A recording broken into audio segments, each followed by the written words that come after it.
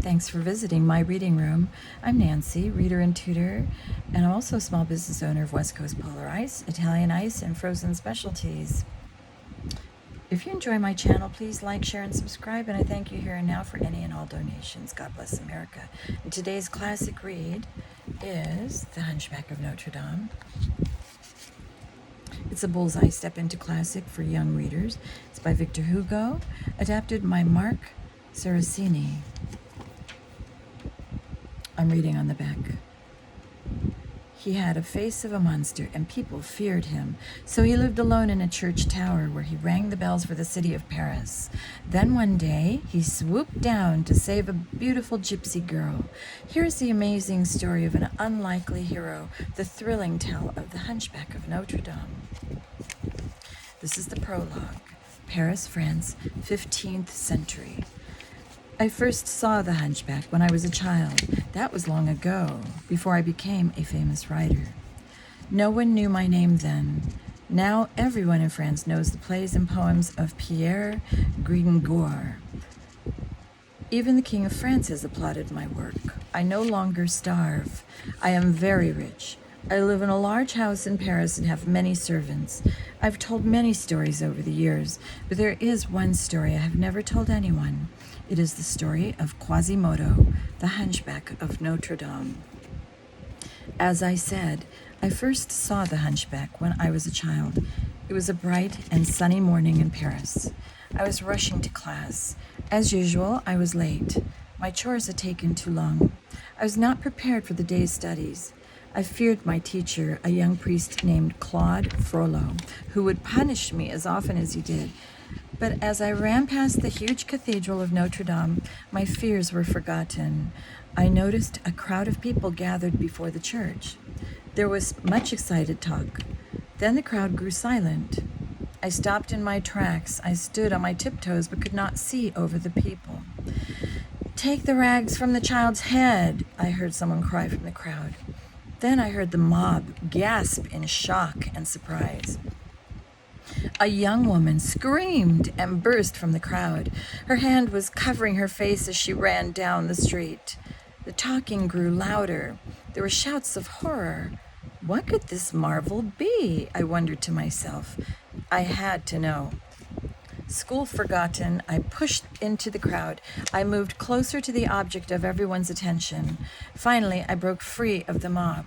Then I, too, gasped at the sight before me. Someone had left a child at the door of the church. This was not an uncommon thing. The people of Paris were poor. Many families could not afford another mouth to feed. Children were left to the charity of the church. But this was no ordinary child. It was a boy, about 3 or 4 years old. He was tied to a board with old rags. His face was truly terrible to see. His features were twisted. Red hair topped his misshapen head. His lips were thick, and 2 teeth stuck out like tusks. One eye was forever closed. His body was twisted, too.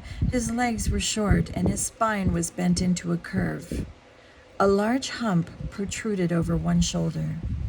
Like a wild thing, the ugly boy struggled against the bonds that held him. He glared at the crowd with hate and fury. Finally, he opened his mouth and screamed. It was a sound that sent shivers down my spine. When the child cried out, the mob stepped back in fear. I stepped back too, then tripped and fell on my rump in the dirty street. "It's a monster," one man shouted. "Aye," said another, "better to kill it now, for it's beast from hell." The little boy's head twisted from side to side. Then he opened his one pale eye wider and screamed again. The crowd shuddered in horror. A man dressed in rags picked up a heavy stone from the street and made ready to throw it at the helpless boy. It was then that a red-robed arm reached out and grabbed the man's hand. The stones dropped to the street. The mob parted. My teacher, the young priest named Claude Frollo, pushed the man aside and stepped into the center of the circle of people. Frollo was tall and thin, with a bald head that looked like a pink skull. Frollo stood before the boy and faced down the people. "No harm shall come to this child," Frollo said in a commanding voice. "But he is a monster," cried a woman. "God has marked him for this evil." "He is only part human," argued a third. "If he is part human," Frollo replied, "then it is our duty to bring his human side to God." Claude Frollo passed his cold eye over the crowd of peasants. They were afraid to return his stern gaze. The people of Paris feared Claude Frollo and told stories about him. They said he studied the books that a dead sorcerer had left behind, evil books filled with magical spells. As a child, I believed those tales. After all, Claude Frollo never smiled, and he seldom had a kind word for anyone. In all my life, I only saw him show mercy once. That was on this day, with this poor, deformed child. "If he is part human," the priest continued, "then that shall be his name." Claude Frollo stepped closer to the boy. The child grew silent as the priest placed his hand on that twisted forehead. "I adopt this child in the name of the church. From this day forward, his name will be Quasimodo, which means part man." Claude Frollo loosened the bonds. He took the twisted child into his arms and held it protectively. The boy called Quasimodo did not cry again. He seemed to understand that Claude Frollo meant him no harm. Without another word, the priest pushed his way through the crowd and took his adopted son into Notre Cathedral. And I did not see Quasimodo again for 16 years. Chapter 1. The Festival of Fools. Everyone in the city of Paris heard the church bells ringing on the morning of January the 6th, 1482. This day was a holiday called the Festival of Fools. People all over Europe were excited. Each country had its own special way to celebrate this grand festival, but the French prided themselves on their celebration. They thought it was the best in the world. People from all over Paris always flocked to the plaza in front of Notre Dame Cathedral. They stood before the bonfire or danced at the maypole, and every year there was a play at the Palace of Justice. This year was special because I wrote the play. If my play was a success, I would become famous, but if no one liked it, then I wouldn't. I wouldn't even get paid for writing it. I was very nervous. I wanted my play to be perfect.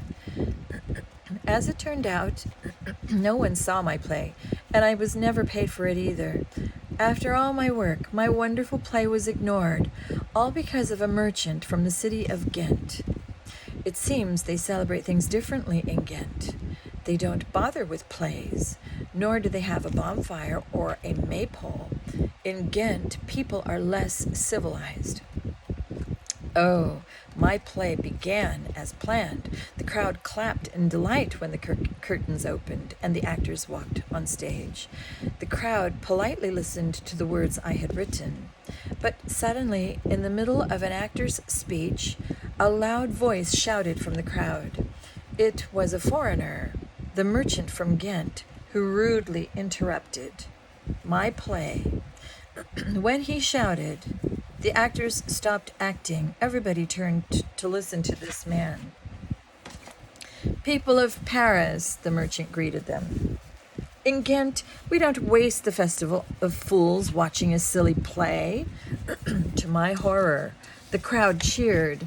I became angry. My play was certainly not silly. I had worked long and hard on it.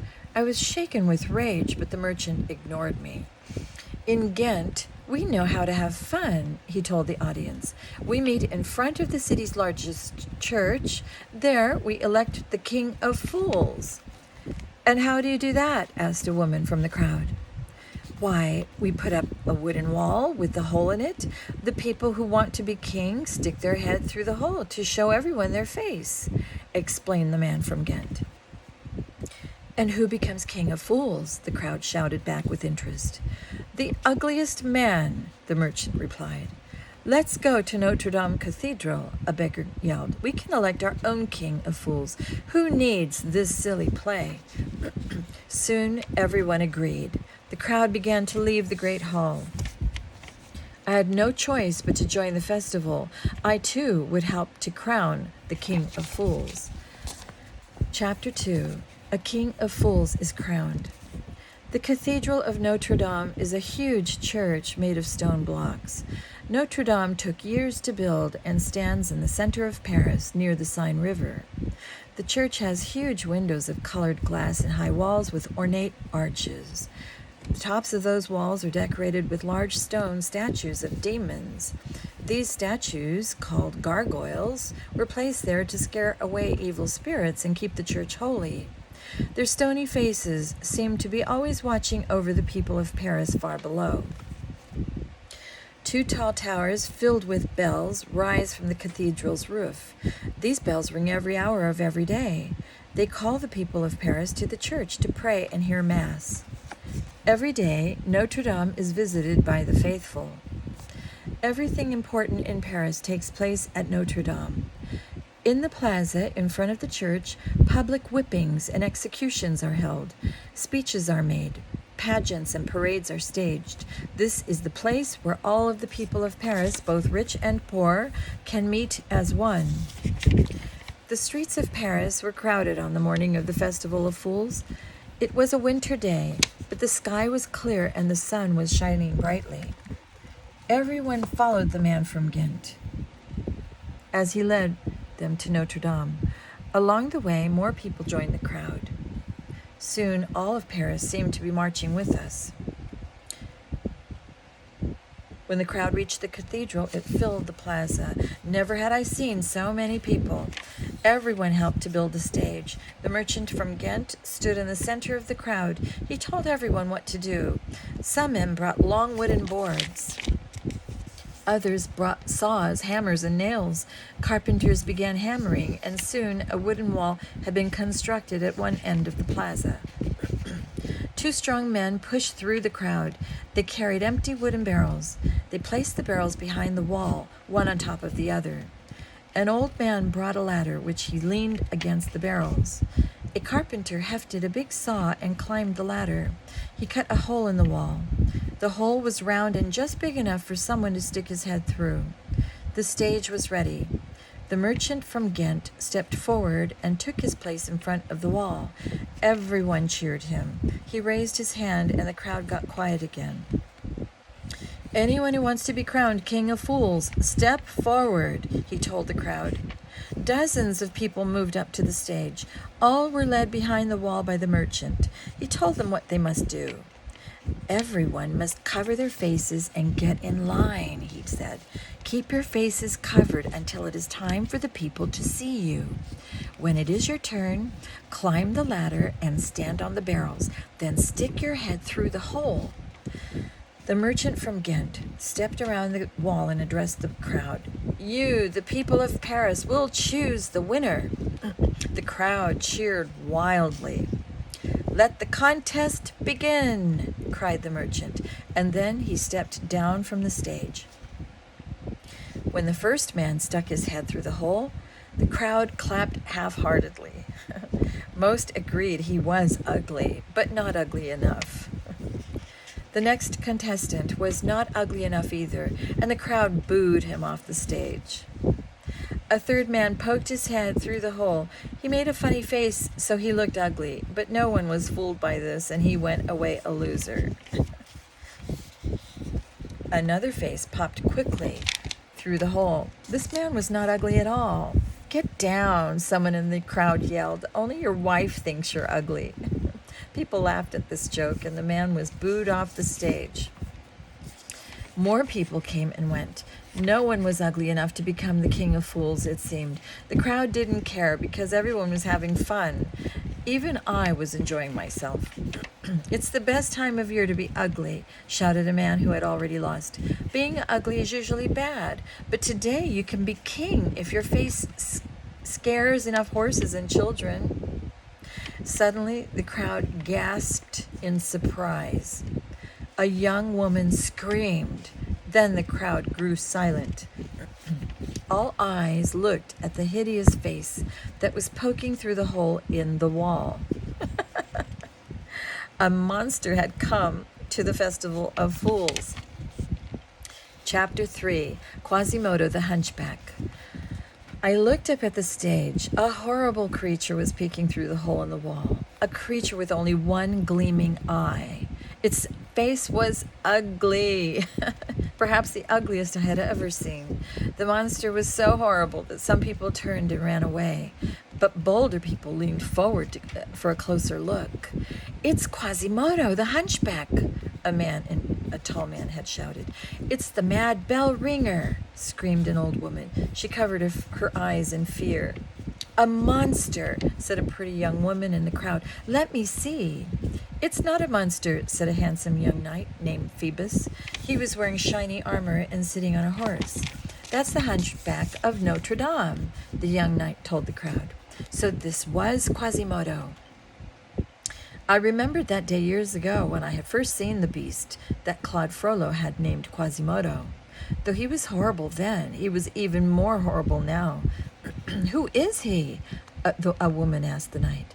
Phoebus pulled off his helmet and scratched his blonde head. "Quasimodo is the adopted son of Claude Frollo, the archdeacon of Notre Dame," Phoebus answered. "Though he is deaf, he makes the bells ring every day."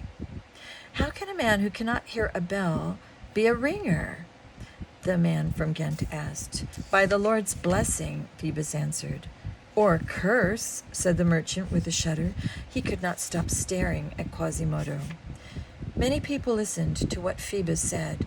Most of them had never heard of Quasimodo. They stared at the hunchback. I stared too. Never had I ever seen a monster. A tangle of red hair topped Quasimodo's malformed head. His face was twisted, his eyes uneven. One eye was almost closed and was all white, like milk. The other eye was open and stared back at the crowd. Quasimodo's nose was flat and pushed to one side. The hunchback's mouth was open and twisted. His 2 teeth were crooked, like the rest of his face. One tooth stuck out from his jaw like an elephant's tusk. Spit dribbled and dripped from his slack lips. The people looked at the bell ringer with horror. Some were afraid of him because he was so ugly, but a few people were beginning to cheer and clap. Then Quasimodo surprised everyone by howling like a dog. His mouth opened and his face twisted even more. As one, the crowd seemed to understand. That awful howl was his laugh. When the mob saw Quasimodo's smile, they all began to cheer. A winner was finally found. Quasimodo, the Hunchback of Notre Dame, was elected the ugliest man in Paris. He was crowned the King of Fools. Then and there, the people cheered Quasimodo. The merchant from Ghent motioned for the bell ringer to climb down the ladder. Quasimodo was too excited to waste time for that. He ignored the ladder and simply jumped down from the barrels. The merchant went to meet Quasimodo. Other men rushed forward to greet the new King of Fools. Everyone got a closer look at the hunchback, and the crowd again marveled at his ugliness. Poor Quasimodo's body was as twisted as his face. His head sat between 2 uneven shoulders. He had no neck.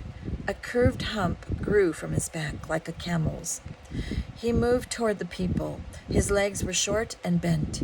Because he was short, Quasimodo walked like an ape. He leaned forward and his hands touched the ground with each step. His clothes were ragged and dirty, and they did not fit right. People near him moved away in fear as Quasimodo passed by. Quasimodo thought that his part in the festival was over. He made ready to return to his home in the bell tower.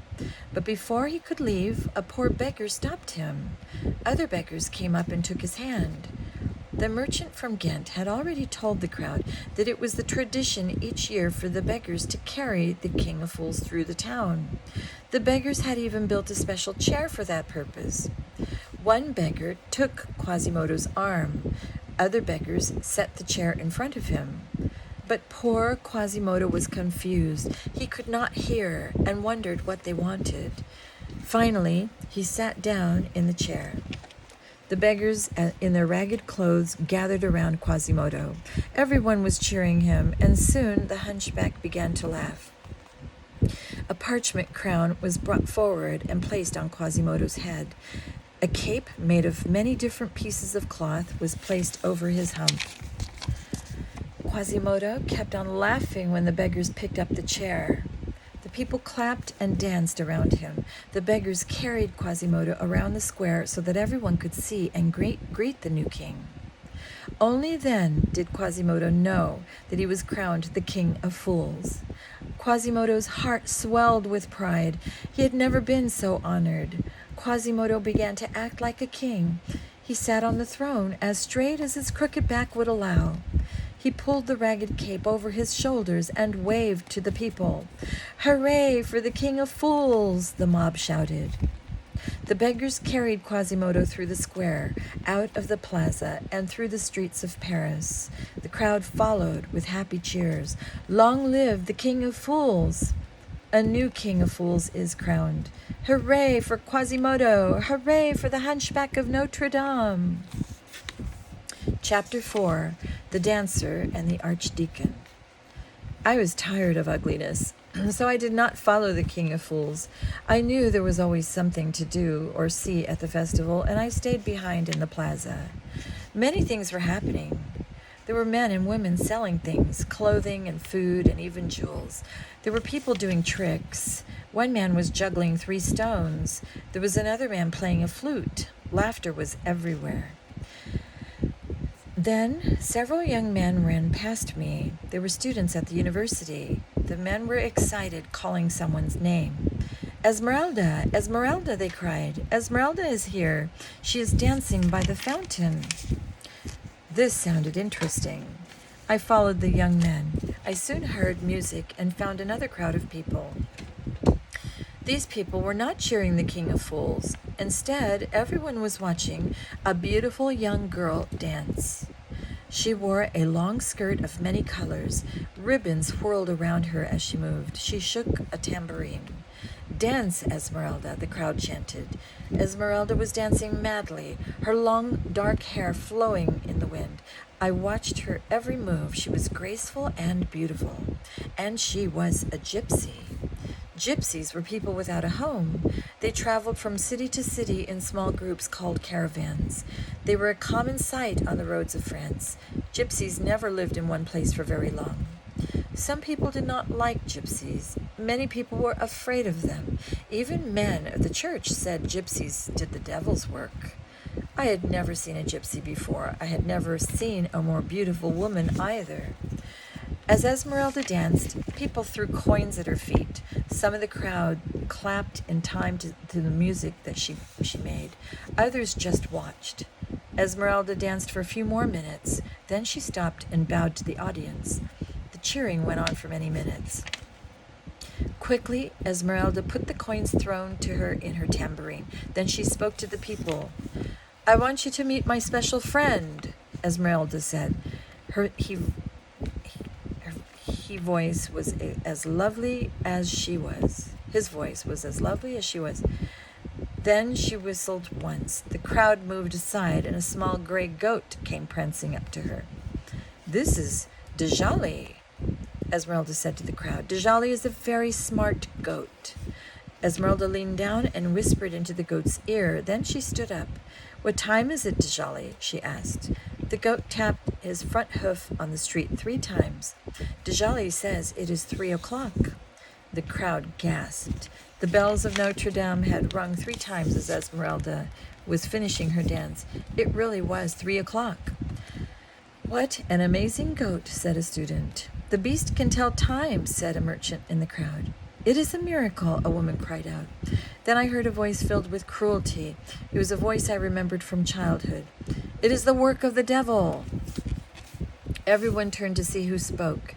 He was a tall man dressed in a long red cloak. His head was bald, and his eyes were staring straight at Esmeralda. It was Claude Frollo, the Archdeacon of Notre Dame, my old schoolmaster. Frollo was no longer a simple priest. He had risen to become a powerful man of the church. Everyone in Paris was afraid of him. He was cruel and did not like gypsies. His eyes were filled with hatred as he looked at Esmeralda. She shrank back in fear. "You are a witch," he shouted, pointing at Esmeralda, "and your goat is a familiar of the devil. The goat speaks to the devil and helps you work your evil magic." "No, it is not true," Esmeralda answered him with fear in her voice. "Djali is just a goat. He is my friend." Esmeralda reached down and hugged her pet. Then she looked at everyone in the crowd. No one spoke. They feared the Archdeacon and did not want Frollo to know they had been watching the gypsy dance. Esmeralda could see she had no friends here. "Come, Djali," she said. With that, the gypsy girl and her amazing goat left the square. Claude Frollo's eyes followed her as she walked away. Just then, the parade of fools returned to the plaza. The beggars were still carrying Quasimodo. The hunchback was still riding in the chair and laughing. As the parade neared, Claude Frollo grew very angry. He ran up to the beggars and ordered them to put the chair down. When Quasimodo saw his foster father, he was ashamed. Claude Frollo had commanded Quasimodo never to leave the walls of Notre Dame. The Archdeacon thought the hunchback was too ugly to be seen by the people. Quasimodo knew he had done wrong. He had wanted so much to see the Festival of Fools that he had disobeyed the Archdeacon. "What are you doing?" Frollo shouted. Quasimodo hung his head in fear and shame. Claude Frollo had beaten him before. The Archdeacon used a long rope that he kept in his chambers for that very purpose. Now Quasimodo feared he would be whipped right here in front of all Paris. "Come here, now," Frollo yelled, pointing to the ground in front of him. Quasimodo could not hear Claude Frollo, but he saw him pointing, and he understood. The hunchback moved quickly to obey. The hunchback leaped off the chair. He pulled the parchment crown from his head and dropped the cloak onto the street. Then the hunchback ran to his foster father, his head bent. I am sorry," he moaned. Frollo struck the hunchback across the face with the back of his hand. Then he took Quasimodo by the arm and dragged him away. Off they went toward Notre Dame. Some people were laughing. Others were sad. The beggars were angry because Frollo had taken away their king. "What do we do now?" the beggars asked each other. "We have no king of fools." "Back to work, then," said one tall beggar to the rest. With that, the beggars moved away. In minutes, no beggar was in sight. I shrugged my shoulders. I did not care what happened to the Archdeacon or the hunchback. I only thought of Esmeralda. Never before had I seen someone so beautiful. I wanted her for my sweetheart. I had to find her. I had to see her again. But Esmeralda was not in the square. "She is still in Paris," I said to myself, "and if she is here, then I will find her." With that, I went off in search of the beautiful gypsy girl. Chapter 5. The Hunchback Strikes. Many hours later, I was still searching for Esmeralda. It was dark, and the streets of Paris were dangerous. There were robbers everywhere, but still I continued to look for the gypsy girl. Once I thought I heard her tambourine. Another time, I was sure I saw her dancing for a crowd. But both times, I lost her again. I was about to give up when I saw two men in the shadows. One man was tall and wore a long red robe. The other man was short, crooked, and bent. I knew who they were immediately. Claude Frollo and Quasimodo. What were they doing here? I saw the Archdeacon grab the hunchback's arm. I saw him point at someone across the darkened street. Quasimodo looked. So did I. The Archdeacon was pointing at Esmeralda. She was walking with her goat in her arms. Quasimodo nodded to Frollo. Then the Archdeacon hurried away. The hunchback began to follow Esmeralda down a very dark street. The gypsy girl had not seen Frollo on the hunchback. or the hunchback. She did not know the danger she was suddenly in. I was afraid for the girl and did what I had to do. I followed Esmeralda and the hunchback down a grim and dirty alley. The street was narrow. The walls leaned in from both sides. There was no light. I could hear the squeaks of 1,000 rats. I turned a corner and almost slipped in the mud. Far in front of me, I could see the shape of Quasimodo in the dimness. He still followed the girl. I hurried to catch up to them both before it was too late. Another turn. This alley was even darker. I could hardly see anything. I put my hand out to feel my way through the blackness. Now I could hear something besides the scurrying of rats. I could hear weird whispers all around me. Shapes rushed past me in the darkness. A hand brushed across my face. I covered my mouth and tried not to shout out in alarm. Then I heard a woman scream. It was Esmeralda. Esmeralda, I called in panic. I ran forward blindly. In the dark, I tripped on a stone and fell in the mud. I got up and ran again. Help me! Help me! Esmeralda cried. Now I could see dark shapes ahead, Quasimodo and the gypsy girl. The hunchback had Esmeralda in his powerful grip. He threw the helpless girl over his back. Djali, the goat, ran into a corner and bleated in fear. Help! Help! Esmeralda screamed again. The hunchback turned to run away.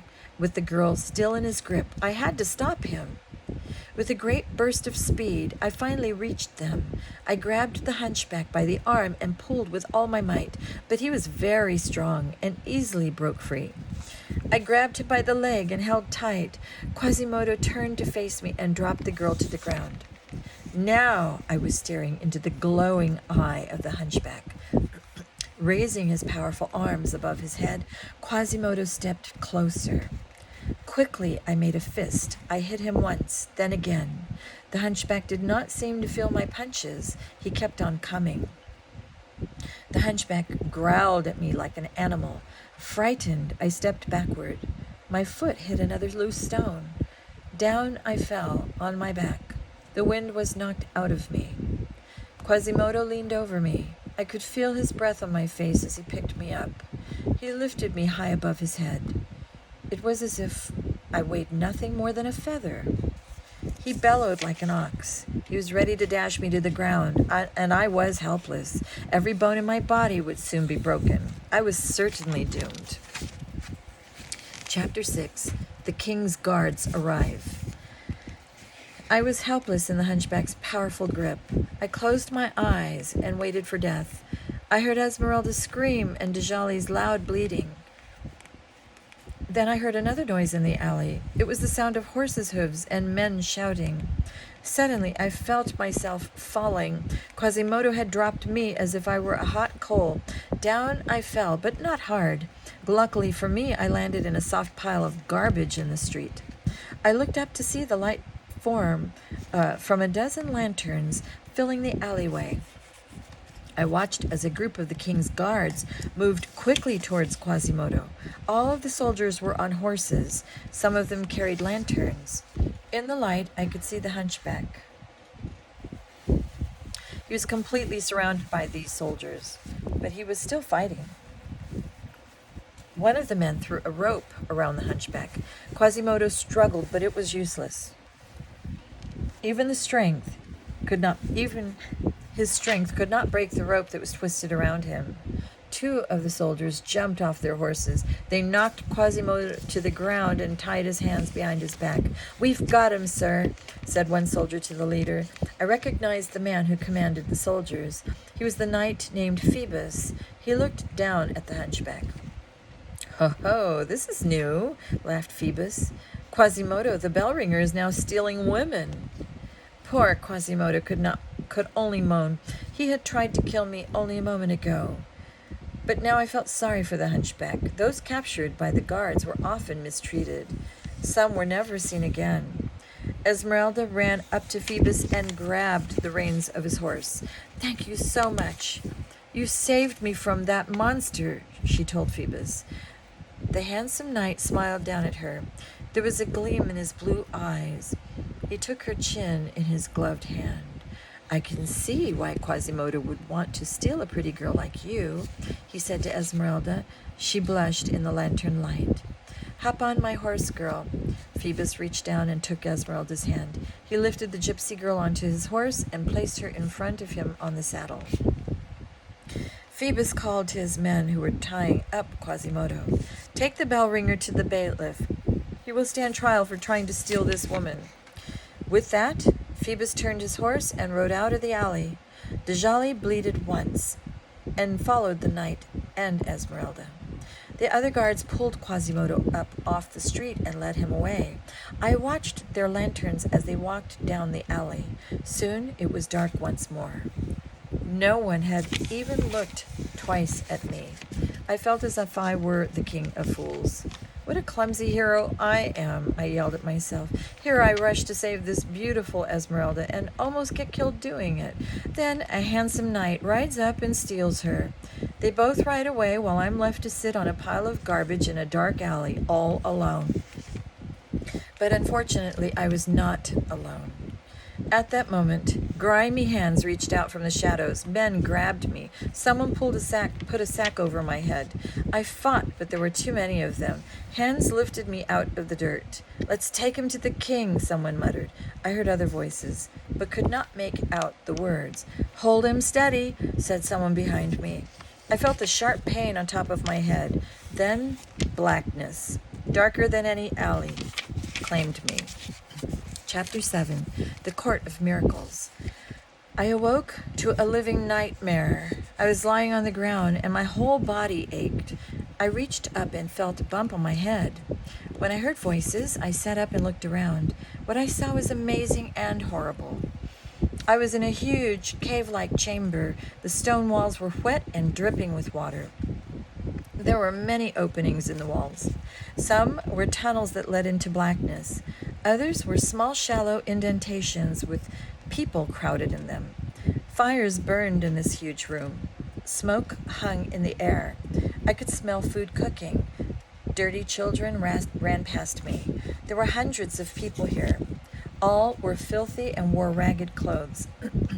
More people entered through the tunnels. Most looked crippled and had canes and crutches. Lame men limped. Others crawled along the floor, their backs bent. Blind men felt their way along. They carried cups jingling with coins. Everyone here was a beggar or a thief. It was an entire city of them.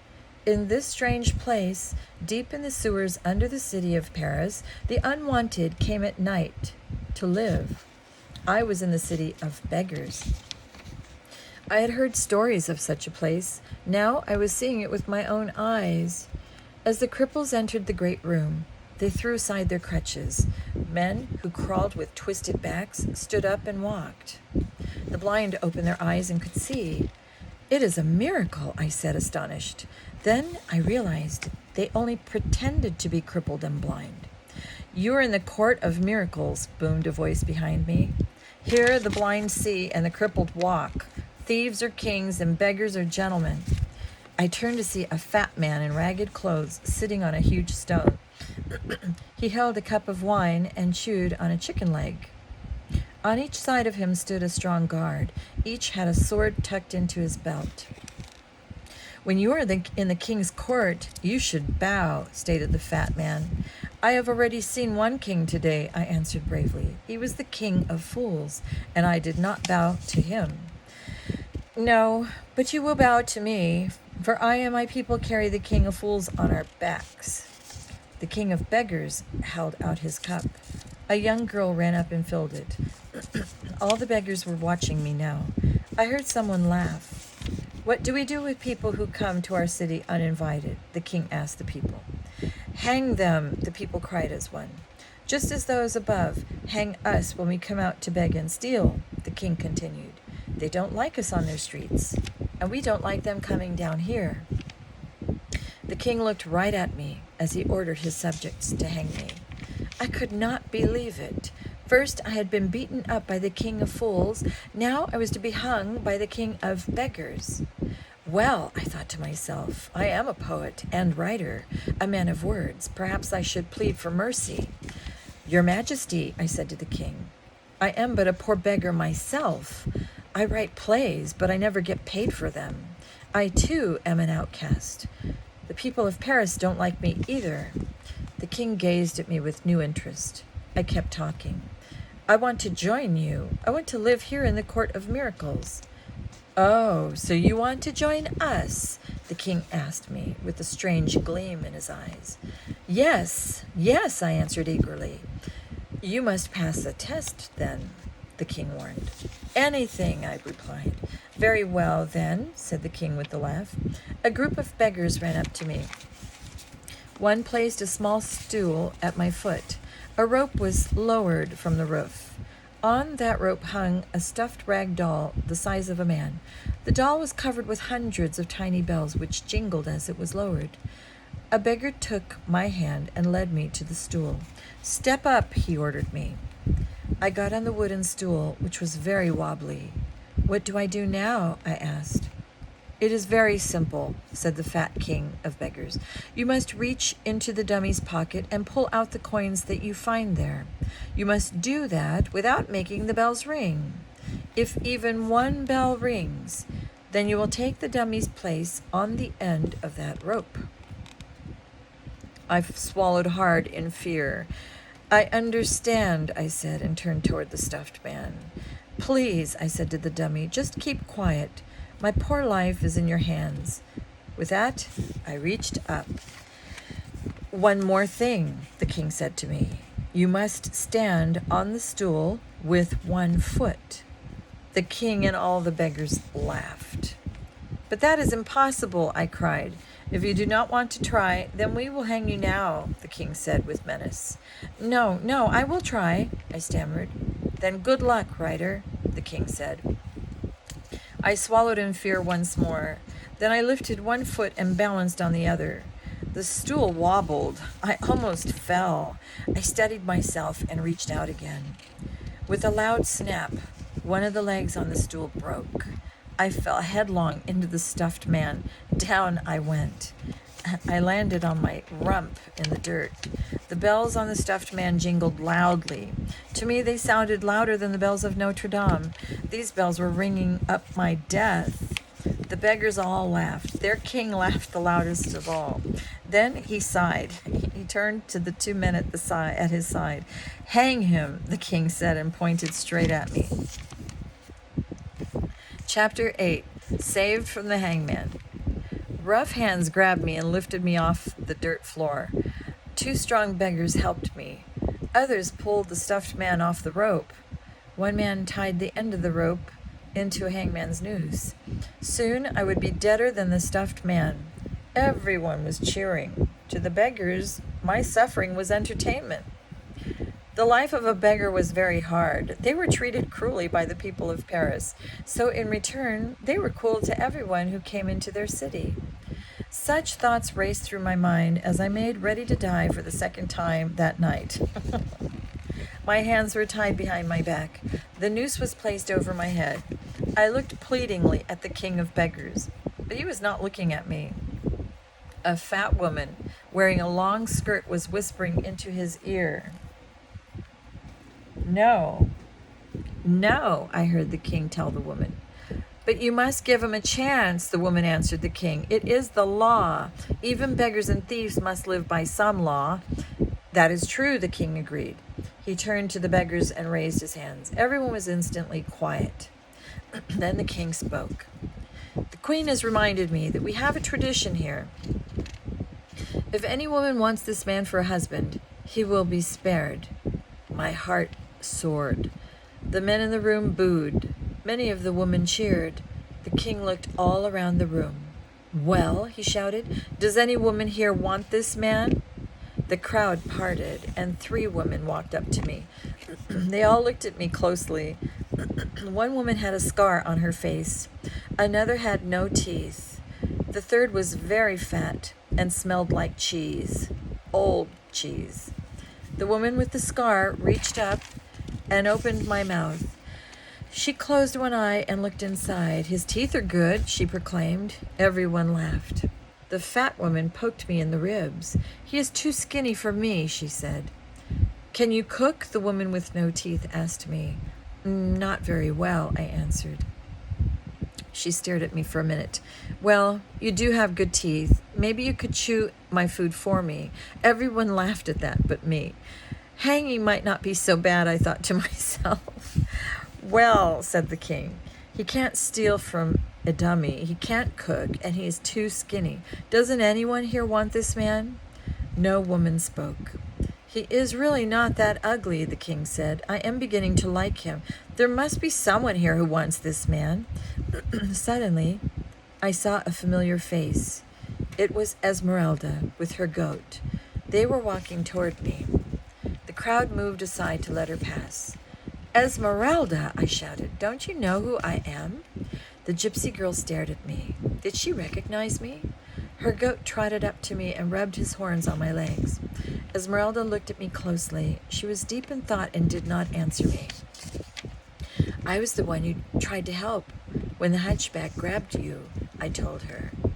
Then she smiled. She remembered me. Esmeralda pulled her long, dark black hair and leaned close to look at me. Her eyes widened. Yes, she said at last. You are the man who tried to save me. Yes, I cried. Yes, yes, it was I. And the hunchback threw you into a pile of garbage, she said. The beggars all laughed long and hard at that. Please, I begged her, rescue me and I will take care of you forever. Speaking to Esmeralda, the king said, Do you want him, lass? Esmeralda thought for a few seconds. Then she nodded her head. Done, cried the king. Release him. Suddenly, the beggars began to untie my hands. If Esmeralda will have him, the king announced, then the writer is one of us. Everyone cheered at the king's words, though I was sure that some of the beggars would have enjoyed a hanging just as much. Esmeralda stood at my side, and people began to pat me on the back. You are one of us now, they cried. We stick together and take care of our own. A group of beggars lifted me on their shoulders. Another group lifted Esmeralda as well. The beggars all cheered louder. We were carried around the huge chamber. Everyone greeted us with smiles. I had been rescued for the second time that night. Chapter 9. Esmeralda becomes my bride. People cheered when we were again brought before the king. My head was spinning. Minutes ago, I was going to be hung. Now I was being greeted like a long-lost member of the family. I smiled and tried to play along.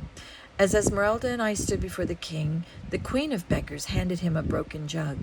Drink, he ordered, offering me the jug. I took the jug from him. It was filled with sweet wine. I put the jug to my lips and drank. The men cheered. Then the king took the jug from me and turned to Esmeralda. Drink, he ordered her. She did, and all the women cheered.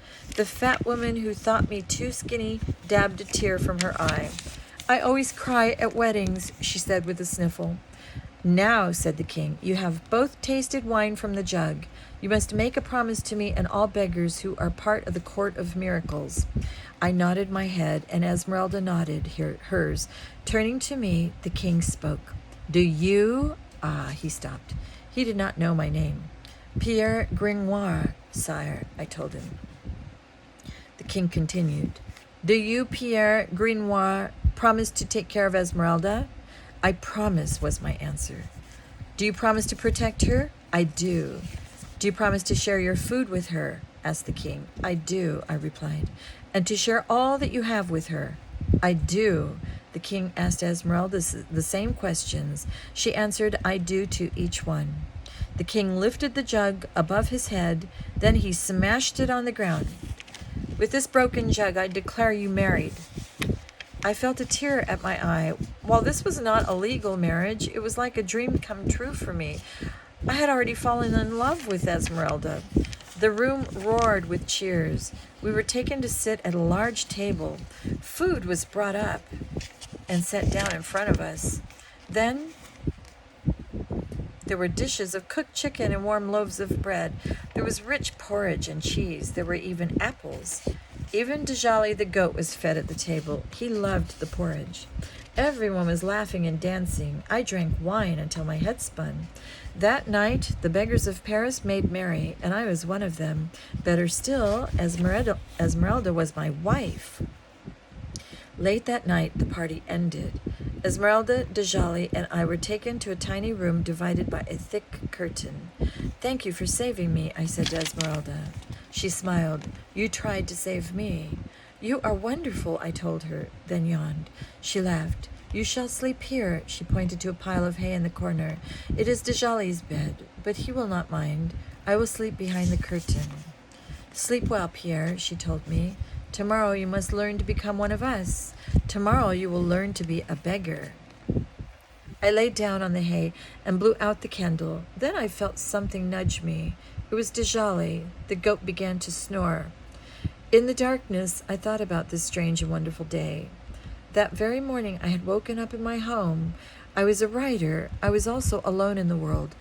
Now I was a beggar. I had no home and slept on a pile of hay. But the most beautiful woman in the world was my wife. I began to fall asleep. Soon the goat and I were both snoring.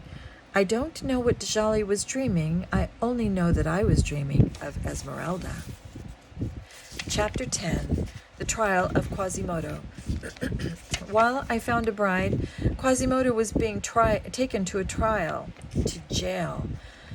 The guards pushed him as they led him to the dungeon. He did not understand why he was being treated badly. The guards dragged the hunchback to a jail in the Palace of Justice. One guard kicked the hunchback. The others laughed. They threw him into the tiny cell and locked the door. Quasimodo shook the iron bars of his cell, but even his strength could not break them. He put his head in his hands and began to cry. Quasimodo did not know what was happening to him. Sometimes the guards talked to him, but he could not hear what they were saying. The sound of the bells had ruined his hearing. Only the archdeacon knew how to talk to Quasimodo. Why were the guards hurting him? Why had they locked him in a cage? I was only doing what I was told, he moaned to himself. The hunchback was right. The archdeacon had ordered Quasimodo to bring the girl to him. "She is a witch and must be punished," the archdeacon had told Quasimodo. The archdeacon was like a father to him. The hunchback always did what the archdeacon told him to do. Why was he being punished for doing what he was told? Quasimodo pulled at his hair in despair. What would the guards do to him? Would the archdeacon ever find him? Would he ever see his beloved bells again? These sad thoughts were interrupted by the guards. They came back to his cell to get him. The men grabbed Quasimodo and held him, though he was stronger than the guards. This time he did not fight. They put chains on his arms and legs. The chains rattled with Quasimodo's every movement. Then they led him through a long hall to a strange room. The room was filled with books. Quasimodo did not know how to read, but he did know what books were. Even the archdeacon did not have so many books. Quasimodo saw only one man in the room. The man was old and had a fuzzy gray beard. He wore long black robes and was sitting at a high desk. A large book was in front of him. The book was open and the man was writing in it. He dipped a feather pen into a pot of ink and wrote some more. The guards brought Quasimodo to the front of the room. He stood before the high desk. The man at the desk was still busy writing. One of the guards spoke. "Your Honor," he said, "we caught this man stealing a woman." At that, the man stopped writing, but he still did not look up. "You must stand trial," the old man said. His voice was shaky. "Yes, Your Honor," the guard replied. The old man continued to write in his book. Quasimodo did not know that the old man was the bailiff. Everyone feared him. His job was to enforce the law. If a man or woman was caught breaking the law, they were taken to the bailiff. A trial would be held. The bailiff would hear the details of the crime and pass judgment. The bailiff made sure that criminals were punished. Quasimodo did not understand this. No one told him he was on trial. Quasimodo did not even know he had done wrong. This did not matter to the bailiff, who was a cruel man. Quasimodo stood before the bailiff. Guards stood on both sides of him. He hung his head and stared silently at the floor. The bailiff still did not look at Quasimodo. He just kept writing. A long time passed before the bailiff spoke. "Name?" he asked Quasimodo. Quasimodo did not know the man speaking to him. He stared at the floor. The bailiff stopped writing but did not look up. Name, he said again. Quasimodo was silent. One of the guards poked him and pointed to the old man. The hunchback looked up at the old man. The bailiff began writing again. Age? The bailiff asked. Quasimodo saw the man's lips move. He thought he was being asked his name. Quasimodo, he said loudly. He smiled up at the bailiff. The bailiff stopped writing and put down his pen. Finally, he looked down at Quasimodo. His eyes opened wide when he saw the monster standing in front of him. "What is this ugly creature doing in my court?" the bailiff cried. "He was trying to steal a woman, Your Honor," a guard answered. "A serious crime," the bailiff said. He stared down at Quasimodo, then he pointed at the hunchback. "What do you have to say for yourself?" he asked the hunchback. Again, Quasimodo saw the man's lips move. Again, he answered, "Quasimodo." Then he said, "I am Quasimodo, the bell ringer at Notre Dame," he stated proudly. "I am 20 years old." The bailiff was very angry. "Why don't you answer my questions?" he shouted. "I am Quasimodo," answered the hunchback. "I am the bell ringer at Notre Dame. I am 20 years old." The bailiff slammed his book shut. "Quasimodo the bell ringer," the old man said loudly. "For your crime I sentence you to 25 lashes in the public square. The whipping will take place in 3 days," he finished. But Quasimodo was still confused. He answered in the only way he knew how. "Quasimodo," he said, "the bell ringer of Notre Dame, 20 years old." "Why did he say that over and over?" the old man asked the guard. "He is deaf, Your Honor," the guard replied. "Deaf, eh?" the old man said. "I don't like deaf people. For that he will stay an extra hour on the wheel." Chapter 11. The Hunchback is Whipped. 3 days later, the streets of Paris were crowded. Everyone rushed to the Cathedral of Notre Dame. They all wanted to watch poor Quasimodo get punished. All of Paris was talking about how the hunchback had tried to kidnap Esmeralda. Many people came early. They wanted to see the hunchback for themselves, and they wanted to get a good view of the whipping at noon. I was there too. I was working. I was acting like a clown for the crowd. The king of beggars had taught me this trade. Now I was Pierre the juggler. I balanced chairs on my head. I juggled 3 wooden balls at once. The people threw me coins. I was happy. At least now I was being paid for my work. Esmeralda was there too. She danced for the people. She did tricks with her goat, Djali. Everyone loved Esmeralda for her talented pet. When the clock struck noon, the huge doors of the Palace of Justice opened. The bailiff came out. Behind him, guards were dragging Quasimodo, who was still in chains. For 3 long days he had waited in his jail. The archdeacon had never come for him. Quasimodo's head was bowed. His one good eye looked at everyone. The chains were heavy, and he walked slowly. One of the guards pushed him, and he fell to the ground. The guards dragged him up again. The guards led Quasimodo to a large wooden wheel in the center of the square. The wheel was turned on its side, and the men put Quasimodo on top of it. He kneeled as the guards put an iron collar on his neck. His arms were tied behind his back. When they were done, the bailiff stood beside Quasimodo and read from a parchment. "For the crime of stealing a woman," the old man said in a loud voice, "Quasimodo is to be whipped 25 times. The people gasped. 25 lashes! Quasimodo stared at the mob watching him, his head turning left and right.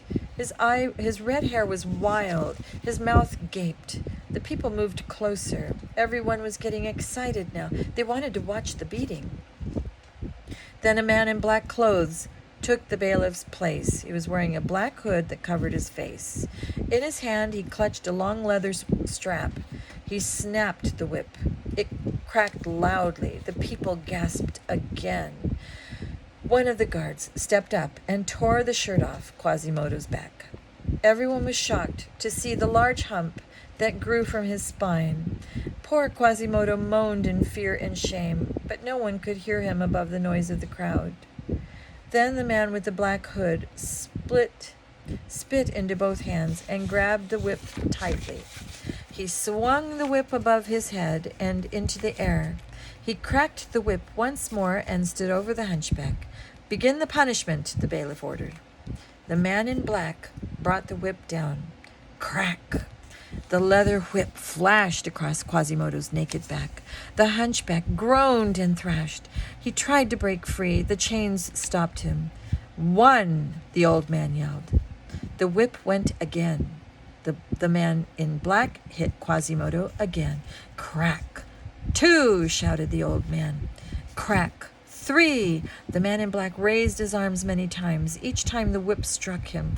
Quasimodo moaned and jerked. Time and time again the whip was raised and brought down. Each time the bailiff counted out loud. As the punishment proceeded, the people watching no longer seemed to enjoy it. The crowd slowly grew quiet. Only the sound of the whip and the counting of the bailiff could be heard. That and the terrible moans of Quasimodo. Crack! 15! Crack! 16!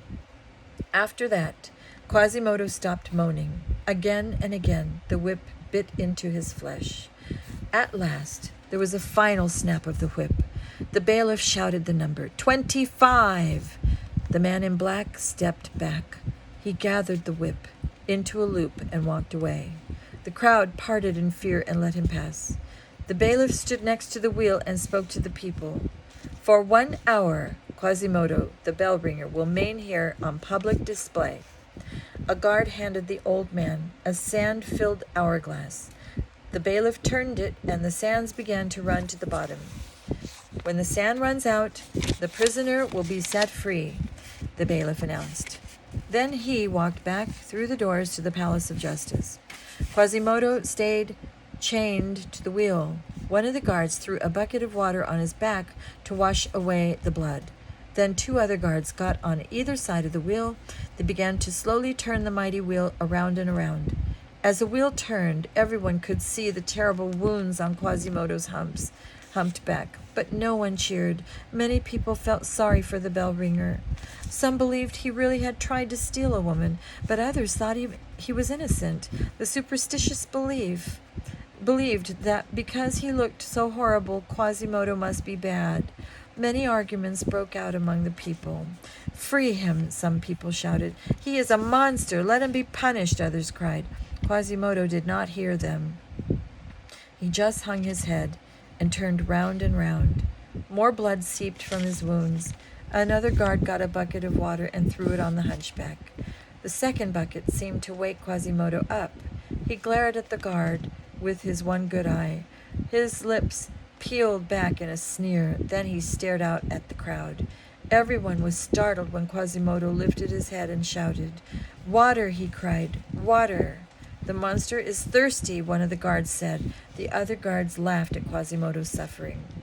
"Water!" Quasimodo begged again. The guards just kept laughing. Some of the people watching him began to laugh too. Suddenly, everyone stopped laughing. A woman with long dark hair had stepped out from the crowd. It was Esmeralda, with Djali by her side. Her long gypsy dress blew in the wind. Her dark hair flowed from down over her shoulders. Esmeralda went to the fountain and silently filled a pitcher with cold water. As everyone watched, she walked to the wheel. "Stay back," a guard ordered her. Esmeralda ignored him. She took the pitcher up to the hunchback and put it to his lips. Quasimodo stared at the gypsy girl with his single eye. Then he tasted the cool water. He drank, gulping loudly. Some of the water ran down his chin, but he swallowed most of it. When he was done, he looked down at the girl. He tried to thank her, but the words could not come. Esmeralda looked into the hunchback's eye and understood. She smiled and reached out and touched his face. Ashamed of his ugliness, the hunchback began to weep. He kissed Esmeralda's hands as tears ran down his cheeks. No one had ever been kind to Quasimodo before. Because he was ugly and could not hear, people hated and feared him. Now this woman was treating him kindly. Quasimodo's heart was touched by her compassion. Again he tried to speak, but another voice spoke up loudly. Everyone turned to see Claude Frollo, the archdeacon. He was standing with the group of soldiers in armor. The soldiers were led by Phoebus. The crowd drew back in fear of the cruel archdeacon. "There is the witch," he shouted, pointing at Esmeralda. "Arrest her!" Suddenly, the soldiers ran at Esmeralda. In fear, she dropped the pitcher and tried to run, but the men in armor were faster. The soldiers grabbed her, and Djali too. She screamed and struggled as they led her away. Djali bleated in her as he and his mistress were dragged to the Palace of Justice. "Esmeralda!" I shouted. Quasimodo too shouted and tried to break his chains. The soldiers were hurting Esmeralda, but it was hopeless. The chains holding the hunchback were too strong. Esmeralda screamed once as the soldiers took her away. Then the doors of the Palace of Justice closed behind her. I tried to rush forward, tried to save my beautiful Esmeralda, but one of the soldiers knocked me down with the club. My head hit the stone street, and I knew no more. Chapter 12, Death of Sanctuary. After his hour on the wheel was over, Quasimodo was finally set free. The guard removed the chains, and the hunchback jumped down off the wheel. Carefully, Quasimodo picked up his ragged shirt and covered the wounds on his back. Then he ran toward Notre Dame's cathedral. The people of Paris went back to their homes. The show was over. For the next few days, Paris was strangely quiet. The bells of Notre Dame did not ring. Quasimodo was too sad to ring them. He just sat high up in the bell tower, watching the people below. The workmen who fixed the church roof were afraid to go near him, and so he was left alone to sit next to his favorite gargoyle or in his small stone room in the bell tower. Quasimodo stayed high above the city. The large stone gargoyles were his only friends. There he sat from morning to night. His one good eye searched the crowd below. What he was looking for, no one could say. "The bells have not rung in days," the people said. "Quasimodo must still be angry about his whipping," others replied. But Quasimodo was not angry. He was worried. What had happened to Esmeralda? He wondered, was she safe? Had the soldiers harmed her? He looked for her every day, but he never saw her in the streets below. At night, Quasimodo stayed in his room. He cried for the gypsy girl and her little goat. He did not know why she did not dance or do tricks with her goat. It was as if the soldiers had removed her from the planet. The people of Paris did not see Pierre, the juggler, either. This was because the soldiers had wounded him badly. A few days later, after I had been knocked out, I awoke back at the Court of Miracles. I still had a terrible headache from the clubbing. I learned that some of the beggars had rescued me. A beggar woman had sewed up the cut on my head. Slowly the wound healed, but my soul was still hurting. Why had Esmeralda been arrested? What did the archdeacon want with her? By order of the king of beggars, everyone was trying to find out what had happened to Esmeralda. The army of beggars listened to every soldier. They spied on all the guards. For many days there was no word. Then a one-armed beggar came to the Court of Miracles. He whispered something to the king. The king nodded sadly and called me. "Pierre," he said, "we must speak." As I listened, he told me what had happened to Esmeralda. With each word, my heart froze. The worst had come to pass. "The archdeacon, Claude Frollo, has proved that Esmeralda is a witch," he told me. "This is a very serious crime. Witches are hung or burned alive." "But Esmeralda is not a witch," I cried. "Of course not," the king replied. "But the archdeacon thinks Djali is a magical animal, and that is not all." "Tell me," I begged. "Esmeralda has already been sentenced to death. She is to be hung in the square tomorrow. She and the goat will both die." "No, this cannot be," I moaned. "No." "Be brave, Pierre," the king commanded me. "A beggar's life means nothing. We are not important. Esmeralda will die by order of the archdeacon. We are helpless to stop it." The king left me alone. I wept with grief and fury. What could I do? Esmeralda had saved me from being hung, but I could not save her. The next day dawned. I rushed down to the square. The wheel that the hunchback had been whipped on was now gone. In its place, a tall scaffold had been built. The scaffold had a long flight of steps leading up to the top. A man stood there. He was dressed in black and wearing a hood. A shudder ran through me. This was the hangman. The hangman was busy putting up 2 long ropes, one for Esmeralda and one for Djali. At the end of each rope was a noose, ready for their necks. People were already milling about. In Paris, a crowd always gathered for a whipping or an execution. The people of Paris are cruel, I thought to myself. They all come today to watch my sweetheart die, just as they came to watch Quasimodo get whipped. Quasimodo! If it hadn't been for her kindness to the very beast who tried to steal her, then Esmeralda would be safe now. The archdeacon would never have caught her. These thoughts troubled me as I waited in the square. As the hours passed, the streets became more crowded. People pushed each other to get a better view of the scaffold. Finally, the clock struck noon.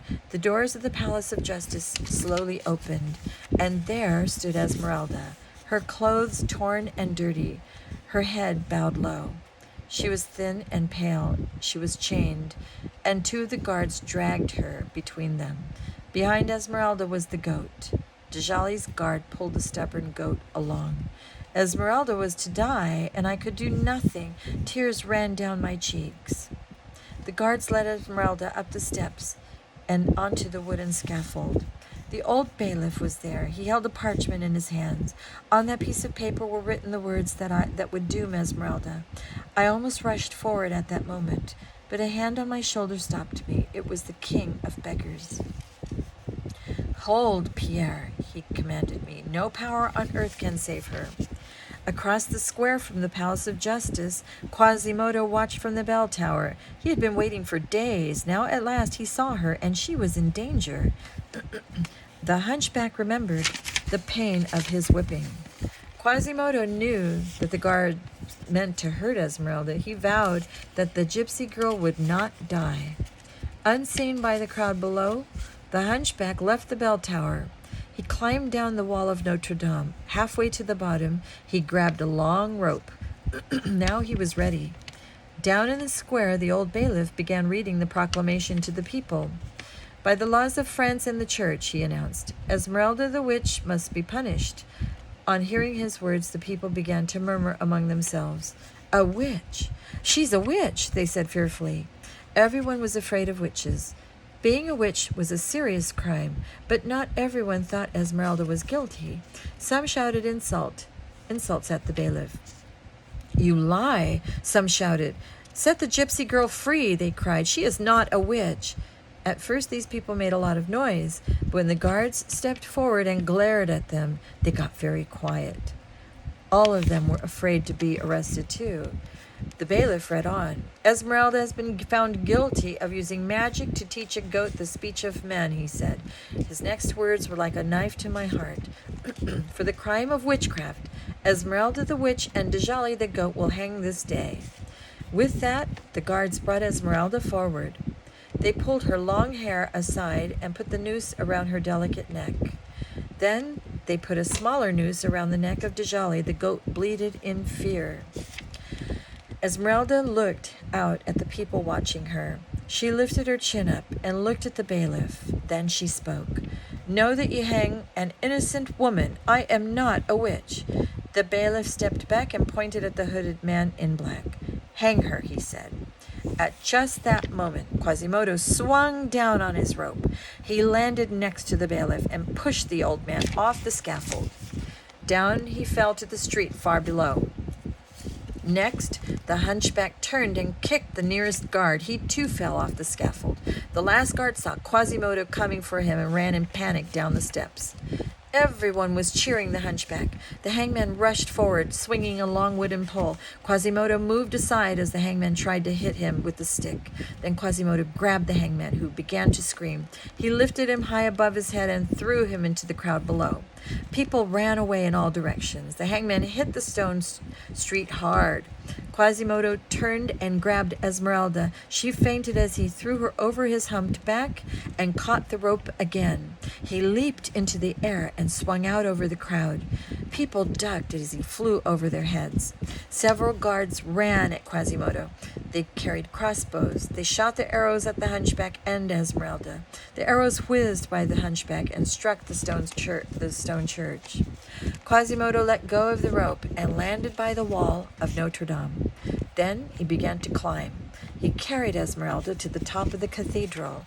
When he got to the roof, he turned and held the gypsy girl above his head. He began to shout one word over and over again. He shouted it loud enough for all of Paris to hear him. "Sanctuary!" he yelled. "Sanctuary!" The people looked up at the Hunchback. They were dumbstruck with amazement. Quasimodo had done what no one else could do. He had rescued Esmeralda. I stood up on the ground looking up. The king of beggars was standing next to me. "The Hunchback is no fool," he said to me. "She is in the church now. There she is safe. The church grants her sanctuary. Even the soldiers of France cannot harm her now." Safe. Esmeralda was safe. From the hangman, from the guards, even from the laws of France and the church. She was safe from them all for now. Chapter 13. In the lair of the Hunchback. In all the excitement of the rescue, Esmeralda had fainted. When she awoke, she was confused. She remembered a struggle. Then she seemed to be swinging through the air. Was she dead? She wondered. Had the angels carried her away to heaven? She sat up with a start. She had been lying on a straw bed in a large stone room. A single torch on an iron stand burned brightly. Then Esmeralda saw a shadow fall over her. She knew she was not alone. Esmeralda turned. She was face to face with the monster who had saved her. Quasimodo crouched in the corner near the torch. His twisted face tried to smile at her. Esmeralda was afraid, but she smiled back. "It was you who saved me," she said. Quasimodo turned his head and watched her lips. Esmeralda looked back at him, puzzled. The Hunchback put one hand against his ear. "I am deaf," he muttered. "The bells have taken my hearing." He felt ashamed of his handicap and his ugliness. He turned his face away from her. "You don't have to look at me," he said. But for the first time, Esmeralda could see the truth. She could see that under his deformed flesh, Quasimodo was good and gentle. He was no monster. Esmeralda rose from the straw bed. Slowly she walked over to the Hunchback. He covered his face with his hands. But Esmeralda reached out and touched his arms gently. Then she pulled his hands down and looked him in the eye. "Only the blind could think you're ugly," she said. I can see your soul is noble." Quasimodo could not hear her words, but he understood. He lowered his arms and looked at the beautiful girl. He remembered the question he wanted to ask her. "Are you hungry?" he asked. "I have bread and soup." Esmeralda smiled. "Oh, yes," she said. Quasimodo hurried out of the room. He quickly returned with a large bowl of hot soup. He carried 2 large, long loaves of bread. He laid the food down at Esmeralda's feet. She sat on the floor and began to eat. As she ate, Quasimodo talked to her. He told her about Notre Dame and about his lonely life in the bell tower. While the Hunchback was busy seizing Esmeralda, I was busy too. I rushed to the top of the scaffold, but I arrived too late to stop Quasimodo from taking Esmeralda. I had some luck, though. I did manage to rescue poor Djali. I carried the goat from the square in my arms. Djali remembered me and was happy to see me. We sneaked past the guards and went home. Back at the Court of Miracles, the king called a meeting of all the beggars. "We must do something to rescue Esmeralda," the king declared. The beggars cheered. "But she is safe from the soldiers," I argued. She has sanctuary in the church." "But remember Pierre," the king said. "The archdeacon was the one who had her arrested. He also lives in Notre Dame." My heart sank. The king was right. Esmeralda was safe from the soldiers of France. She was with Quasimodo, but she was also in the lair of the man who wanted her dead. Yes, we must do something, I cried. We will. I have a plan, the king replied. It is dangerous, but it will work. After Esmeralda ate her meal, Quasimodo took her to see his tower. He showed her the bells of the church. Esmeralda was surprised to see how large some of them were. There were many smaller bells all around, but in the center of the tower were the big bells. Those bells were larger than she was. I have rung these bells since I was a child, Quasimodo told her. They have ruined my ears, but I love them. Quasimodo was proud of his bells. He jumped on the largest one and rocked it back and forth. Soon the bell began to ring. The sound was very loud. Esmeralda covered her ears. Quasimodo laughed and laughed. He swung back and forth. He jumped from bell to bell. Soon all the bells were ringing. People ran out into the streets and looked up at the bell tower. The bells had not rung like this since the cathedral was built. Everyone in Paris could hear them, and the sound was full of joy. Then the hunchback took Esmeralda out onto the balcony. The balcony was very high.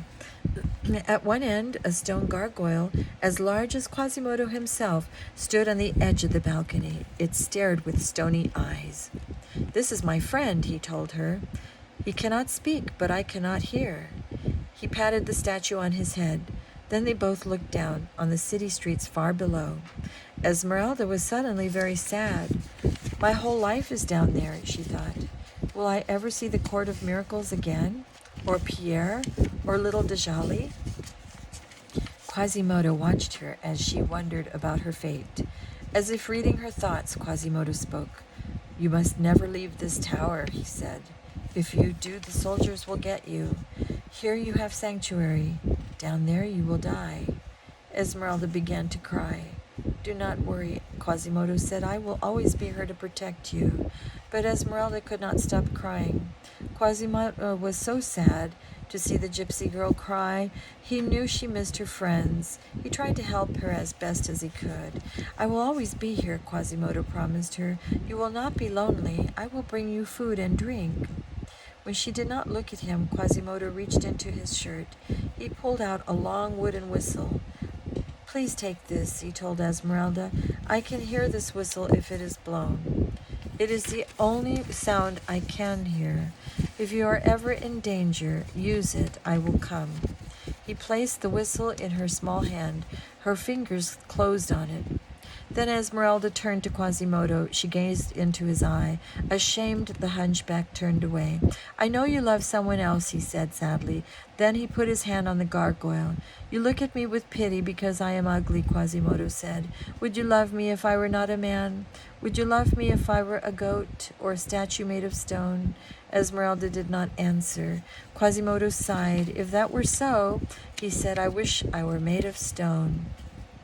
With those words, Quasimodo ran from the balcony. Esmeralda watched him leave. Alone, she gazed down at the city below. A tear fell from her eye. "Quasimodo is my only friend now," she thought, "and I shall live in this tower forever." She held the whistle close to her breast. Then Esmeralda started to cry again. Chapter 14. Notre Dame Attacked. In the days that followed, I grew more worried. The thrill and joy I had felt at seeing Esmeralda's daring rescue was now gone. Would I ever see my bride again? I wondered. The beggars at the Court of Miracles were worried too. One day, the king of beggars called me to his throne. "Pierre," he began in a fatherly tone, "as you know, I fear for the life of Esmeralda." I nodded like the king. I knew that the walls of Notre Dame would keep Esmeralda safe from the guards, but it would not be enough to protect her completely. The king reminded me of the master of Notre Dame, the Archdeacon Claude Frollo is her accuser. It is Frollo who had her arrested. She cannot be safe in his church. I wondered if even Quasimodo could protect Esmeralda from the Archdeacon. The king saw the fear on my face. He smiled and put his hand on my shoulder. "Never fear, Pierre," he commanded me.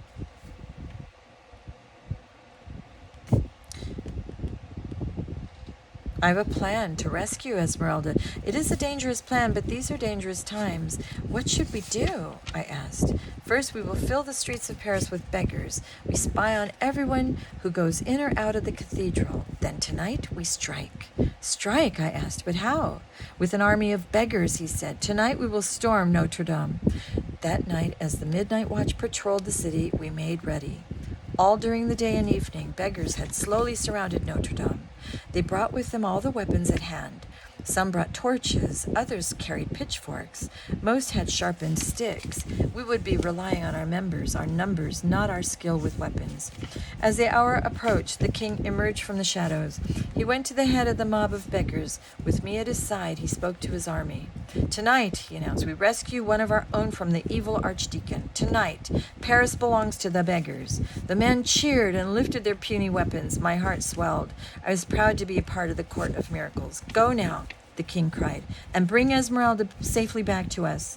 With one final cry of determination, the army of beggars charged down the street to the church of Notre Dame. Meanwhile, high above the city, Quasimodo kept his lonely watch over Esmeralda. In the days that followed the rescue, the hunchback had let no man near the gypsy girl. Once, Claude Frollo had climbed the stairs to the bell tower. He had ordered Quasimodo to give the girl to him. For the first time in his life, Quasimodo had defied his adopted father.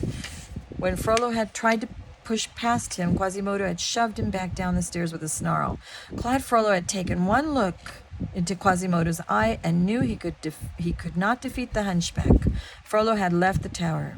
The workers fixing the roof of the cathedral had seen Quasimodo's treatment of his master. From then on, they continued their work, but they worked far away from the hunchback. They were more afraid of him than ever.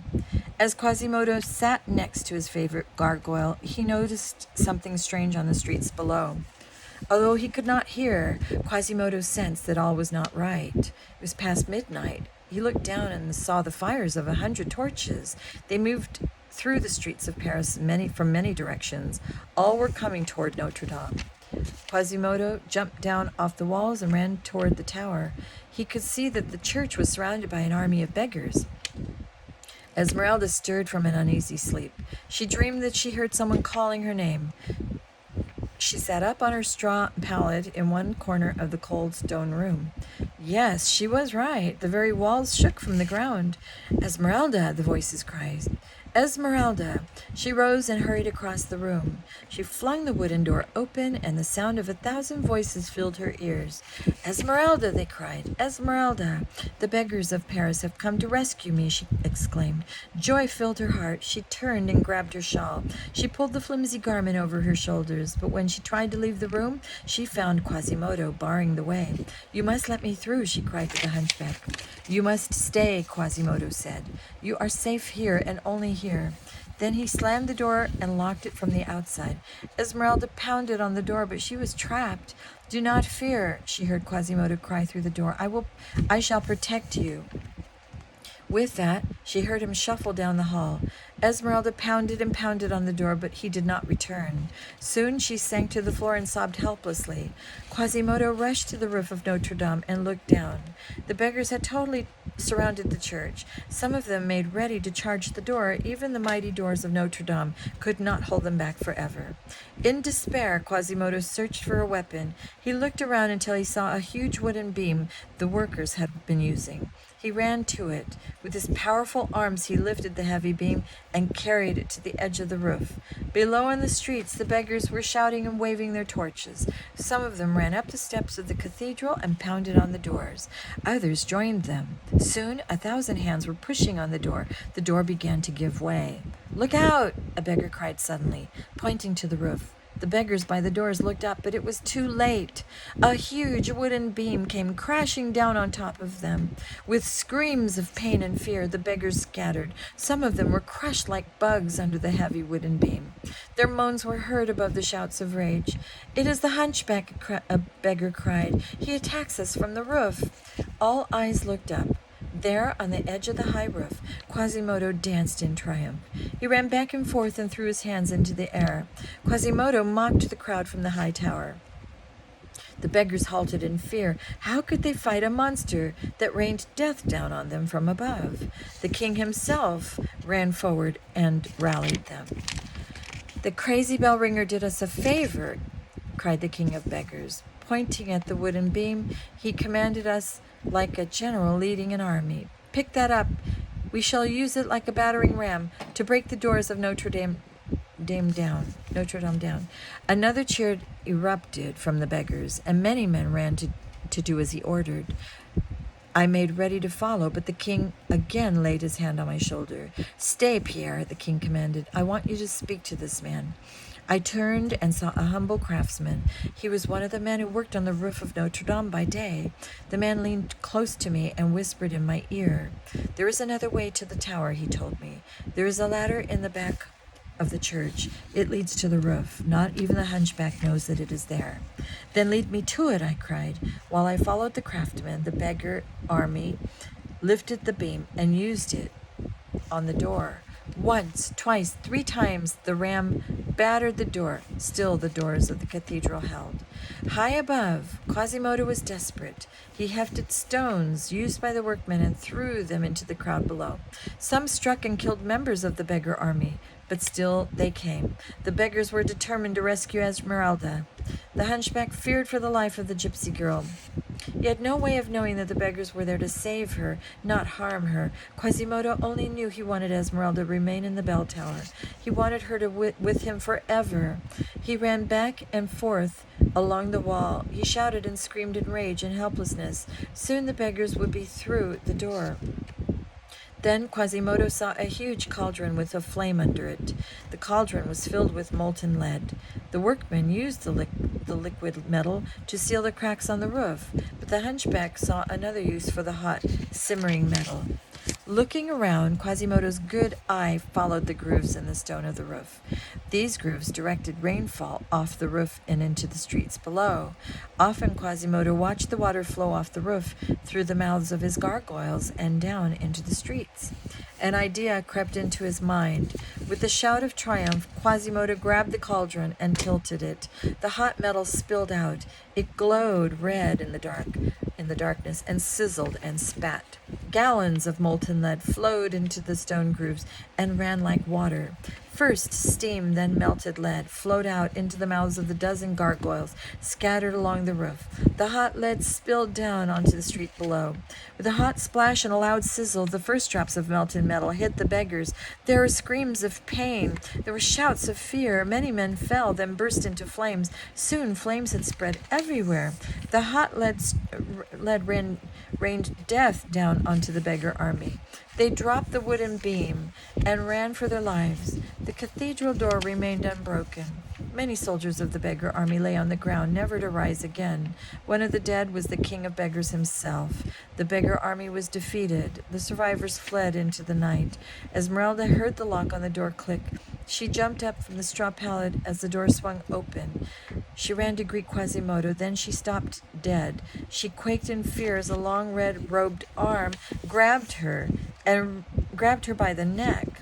"Now you shall die, witch," Claude Frollo cried as he grabbed the helpless gypsy girl. Esmeralda struggled for a moment, but the archdeacon was too strong. She tried to raise the whistle Quasimodo had given her, but Claude Frollo knocked it out of her grip. His bony hands wrapped around her neck and squeezed. Chapter 15. Together for Eternity. While the beggar army was being attacked, I secretly entered Notre Dame. I climbed the ladder that the workmen had showed me, and then I followed a narrow walkway. Soon I found myself on the roof of the cathedral. I heard the warbling sound of the pigeons that lived on the stone arches. It was dark. I was alone, but I was determined to rescue Esmeralda. Far ahead of me, I could hear the sounds of the battle. I heard the cries of fear as the molten lead fell upon my friends. Then the night grew eerily quiet. I wondered what had happened. Had the beggar army finally broken into the church, or had they somehow been defeated? I did not know, but I pushed on. I found a darkened doorway and went down a long flight of stone stairs. Now I was inside the cathedral. The halls were dimly lit and like a maze. Within minutes I was lost. When Quasimodo returned to Esmeralda's chamber, he screamed in rage and fear. The door was open and Esmeralda was gone.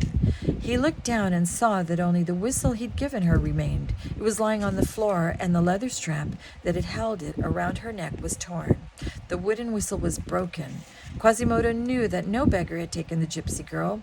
He had seen to that. The hunchback knew who'd been there. While he'd been fighting, Claude Frollo had come and claimed Esmeralda. With an enraged snarl, like a trapped animal, Quasimodo ran down the hallway. He had to find Esmeralda. Ahead of me in the darkness was a wavering torch. I peered down the very long, dimly lit hallway. At the other end, I saw a red-robed figure carrying a limp form. Though it was dark and she was far away, I was certain the limp figure was Esmeralda.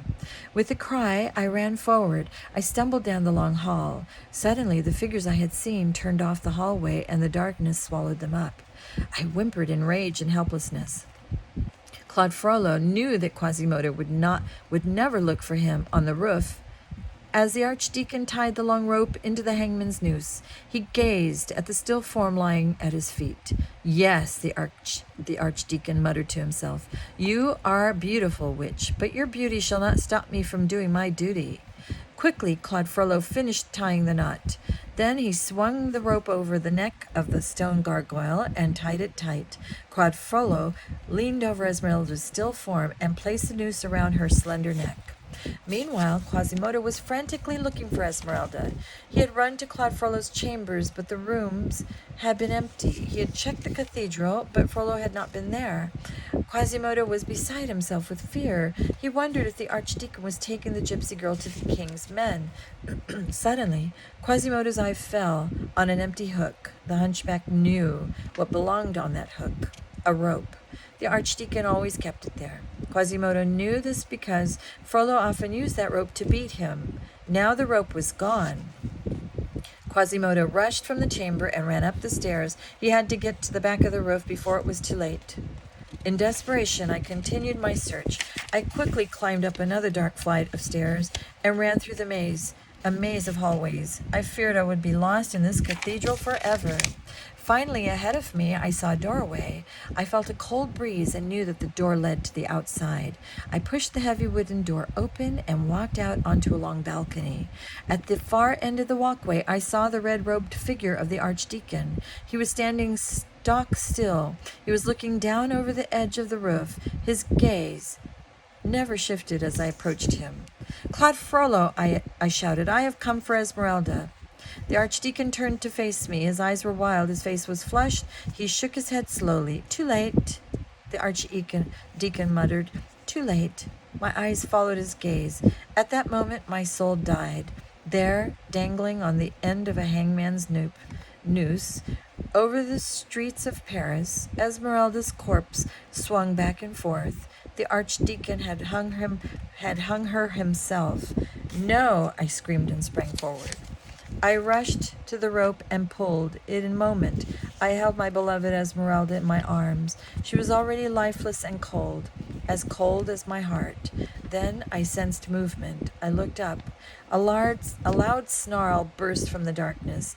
Quasimodo leapt between me and the archdeacon. "You killed her," Quasimodo cried in anguish. "You murdered this gentle woman." Claude Frollo stepped back in fear of the hunchback, but Quasimodo kept coming. No mercy showed in the hunchback's single good eye, and no love for this foster father. With a mad dash, the hunchback leapt into the air and came down hard on the archdeacon. There was one loud and final scream as both the archdeacon and Quasimodo, the hunchback of Notre Dame, pitched over the edge of the balcony and into the street, far, far below.